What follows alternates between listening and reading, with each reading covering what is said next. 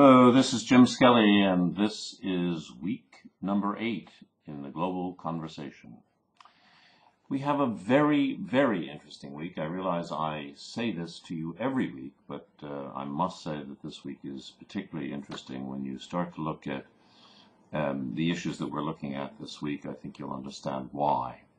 The first thing is that I posted from last November a report by a whistleblower. It's an audio tape of about 3 minutes published on the Guardian website by a whistleblower who's warning that peak oil has already been reached and that the figures are being fudged in the interests of certain large countries on the and companies probably too on the western side of the Atlantic Ocean. At any rate, take a listen to that and tie it together with the second video I've asked you to watch, which is one on peak oil by where George Monbiot meets somebody from he's the chief economist at the International Energy Authority.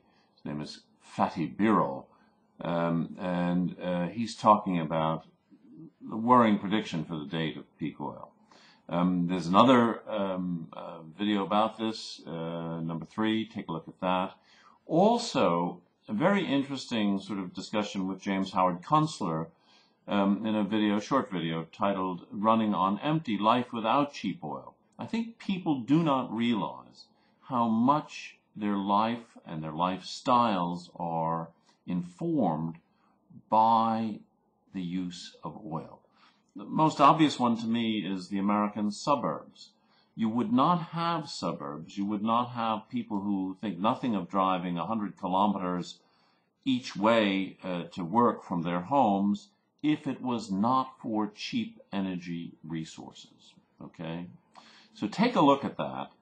Also, this week I was very pleased that Christian Eichenmüller, who's at the University of Mainz in Germany, who's also the coordinator of the AGE, the European Students' Forum project called Beyond Europe.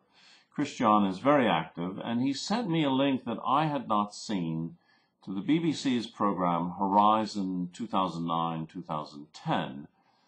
It's a 6-part series the way we've posted it. It's on YouTube, but I posted it, and if there's one thing you watch this week, please watch this video. The total is just under an hour, all 6 parts, and it is titled, "How Many People Can Live on Planet Earth?" It's hosted by David Attenborough, and I have to say it's another one of these discussions, very, very compelling, that looks at the total context. As Attenborough points out, it's true more or less for me as well. When we first entered the planet a few years back, there were about 2 billion people. Now it's close to 7 billion. It's no wonder that I'm beginning to find it a little crowded. Okay, so take a look at that.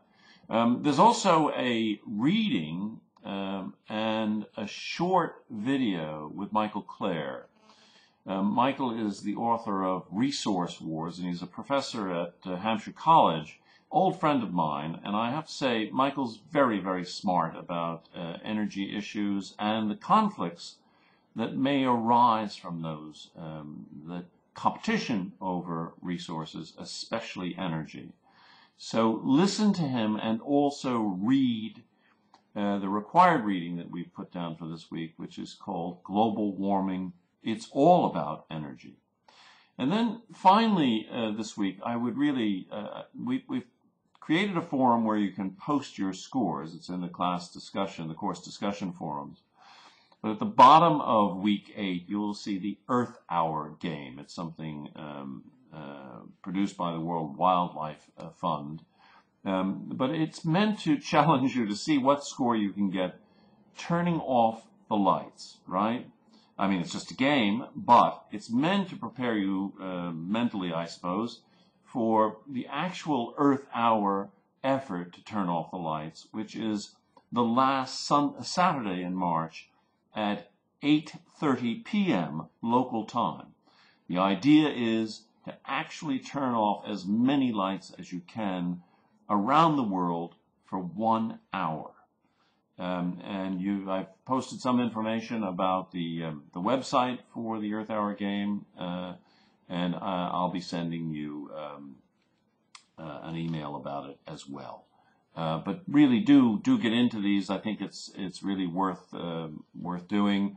I think you'll find this very interesting. Again, please watch the David Attenborough video on how many people we can sustain on this planet. It's terribly, terribly important. I hope you have a good week. Please stay in touch. We'd like to have your scores for the Earth Hour game by the 26th of March. As I've said in it, we have a small prize for somebody who wins. Something ecologically sound, of course. So do the best you can with that. Have some fun with it.